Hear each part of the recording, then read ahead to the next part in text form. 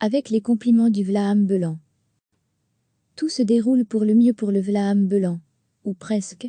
Déjà principal vainqueur du scrutin d'il y a un an, le parti d'extrême droite se porte au mieux dans les intentions de vote des électeurs flamands, à l'inverse de toutes les autres formations du nord du pays, PVDA excepté, et encore. Cela devient un grand classique dans le paysage politique flamand, entraîne va et VB, ce que l'un perd, l'autre le gagne. En 2014, le parti de Bart de Wever avait asséché la droite de la droite. Cela lui avait permis de devenir la clé de voûte du gouvernement Michel, alors que la coalition sortante avait progressé au nord du pays. 5 ans, effet de balancier. La N-VA envoie Charles Michel se faire l'enlaire sur fond de pacte onusien sur les migrations, rebaptisé nauséeusement pacte de Marrakech. Cela faisait suite déjà à l'échec avéré des nationalistes lors des élections communales de 2018. La N-VA espérait se refaire en jouant la carte migratoire. À ce jeu nauséabond, l'électeur flamand a préféré, ou a retrouvé l'original. Un original qui entre-temps s'était rajeuni, relooké, usant et abusant des médias sociaux, au point de songer à présent au pouvoir, à la différence du Vlaam-Blok, ou de la version précédente du Belang. Le nouveau Belang avance en connaissance de cause, comme l'a illustré Diez Investigations. S'amènant Mirderet, cette coalition entre N-VA et VB devient à présent une possibilité. Le long pas de 2 estivales entre Bart de Wever et Tom van Grieken crédibilise ce scénario. Le reste du paysage politique du nord du pays demeure éparpillé. Très éparpillé. 4 partis à 11% désormais, un 5e, le PVDA, à 8%. Cela étant, le bloc nationaliste progresse très peu. En mai 2019, N-VA et VB pesaient ensemble 44,2%, 25,5 plus 18,7. À présent, 44,8%, 20,3 plus 24,5. L'atomisation de la représentation politique néerlandophone affaiblit l'actuel gouvernement flamand. L'équipe de Jean Jambon ne disposerait sans doute plus d'une majorité au sein du Parlement flamand. Cela complexifie, si c'est encore possible, la situation au niveau fédéral. La pandémie a fait perdre de vue qu'il n'y a plus de véritable gouvernement fédéral en Belgique depuis décembre 2018. En revanche, les partis flamands vont refréner leurs éventuelles velléités d'un retour aux urnes. Condamnés à s'entendre, le scénario d'un gouvernement fédéral sans la N-VA ne vit pratiquement plus au nord du pays.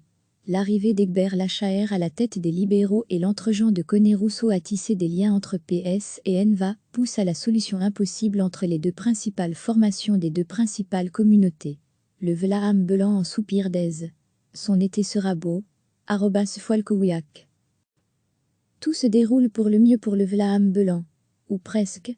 Déjà principal vainqueur du scrutin d'il y a un an, le parti d'extrême droite se porte au mieux dans les intentions de vote des électeurs flamands, à l'inverse de toutes les autres formations du nord du pays, PVDA excepté, et encore.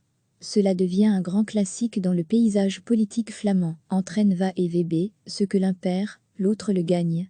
En 2014, le parti de Bart de Wever avait asséché la droite de la droite. Cela lui avait permis de devenir la clé de voûte du gouvernement Michel, alors que la coalition sortante avait progressé au nord du pays. 5 ans, effet de balancier. La N-VA envoie Charles Michel se faire l'enlaire sur fond de pacte onusien sur les migrations, rebaptisé nauséeusement pacte de Marrakech.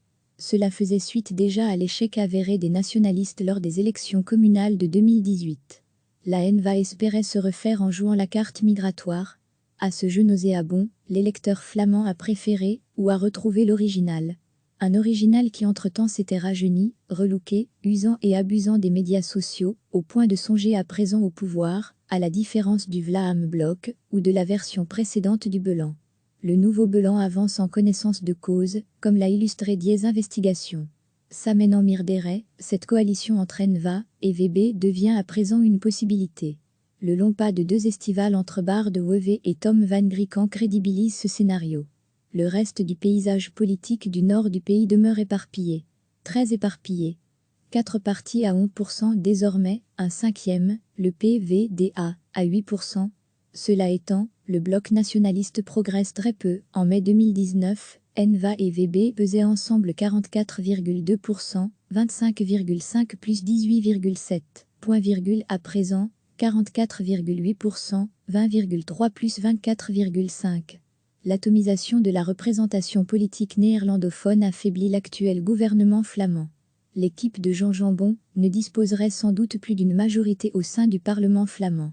Cela complexifie, si c'est encore possible, la situation au niveau fédéral.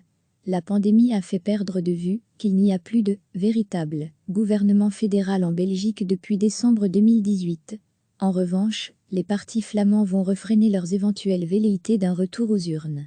Condamné à s'entendre, le scénario d'un gouvernement fédéral sans la N-VA ne vit pratiquement plus au nord du pays. L'arrivée d'Egbert Lachaert à la tête des libéraux et l'entre-gens de Conné Rousseau à tisser des liens entre PS et N-VA pousse à la solution impossible entre les deux principales formations des deux principales communautés. Le Vlaam Belan en soupir d'aise. Son été sera beau. @Folkowiak. Cliquez sur s'abonner pour recevoir les dernières nouvelles.